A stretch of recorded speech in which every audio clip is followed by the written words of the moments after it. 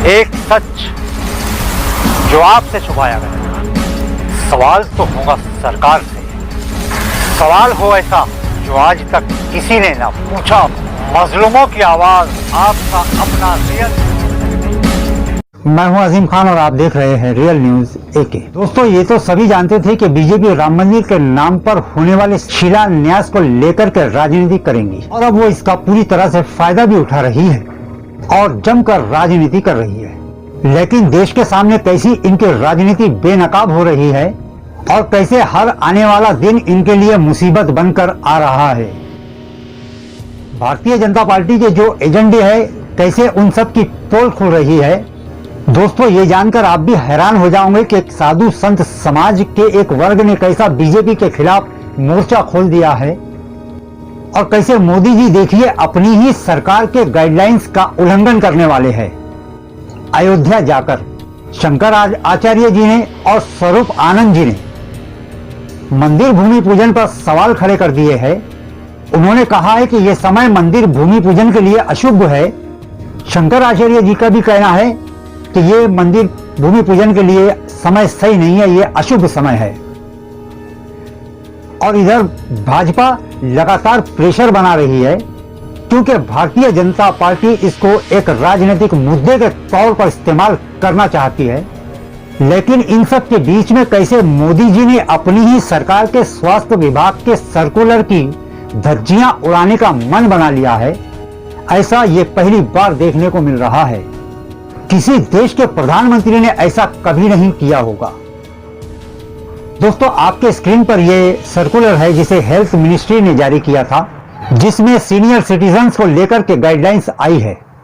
और दोस्तों, मोदी जी भी सीनियर सिटीजन है, वो भी अगले बरस 70 साल के होने जा रहे हैं। तो मोदी जी को भी ये सारी गाइडलाइंस फॉलो करनी होंगी एक सीनियर सिटीजन होने के नाते। वो भी इस देश के नागरिक है। दोस्तों, स्वास्थ्य विभाग कह रहा है कि घर पर रहिए, लोगों से मिलना बिल्कुल अवॉइड कीजिए, किसी से ना मिलिए जब तक आपको मिलना जरूरी ना हो। वैसे तो इसमें बहुत कुछ लिखा है, आप पढ़ सकते हैं, आपके स्क्रीन पर वो है।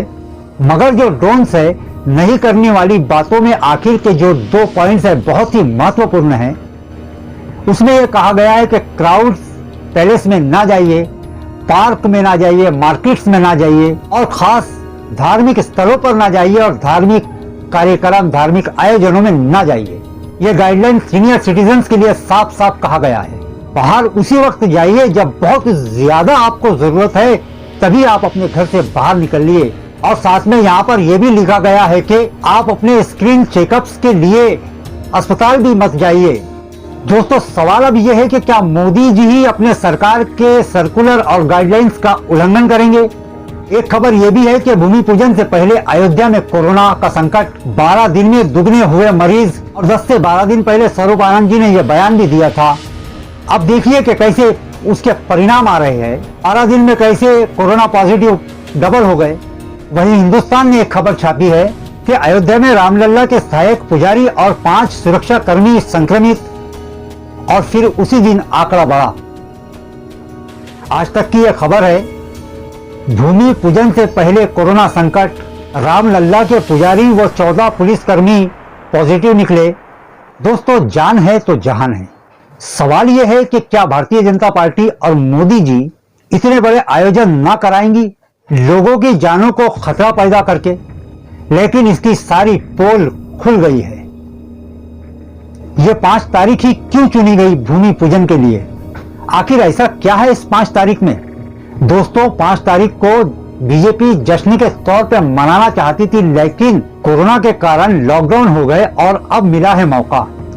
आपको याद होगा पिछले साल जम्मू कश्मीर में धारा 370 को हटाया गया था, जिसे बीजेपी अपनी उपलब्धि के तौर पर मनाना चाहती है ताकि उससे राजनीतिक फायदा हो। इसीलिए 5 अगस्त की ये तारीख चुनी गई है। और जब ये खबरें टीवी पर चलेंगी तो कुछ इस प्रकार से चलाई जाएंगी। एक तरफ कुछ इस तरह से चल रहा होगा, धारा 370 के ऐतिहासिक फैसले को पूरा किया, हुआ 1 साल, था ऐतिहासिक फैसला। और आज भूमि पूजन करके नरेंद्र मोदी जी बने देश के पहले प्रधानमंत्री, जिन्होंने किया है ऐसा ऐतिहासिक काम।